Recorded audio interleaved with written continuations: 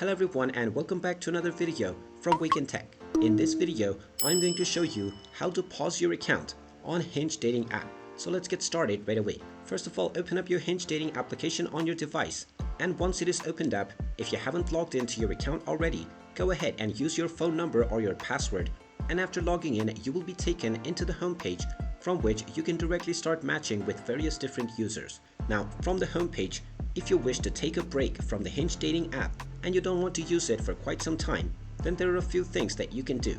If you don't want anyone else to see your profile while you are not using the app, then in order to set this up, tap on your profile icon at the bottom right corner and then tap on the gear icon at the top right.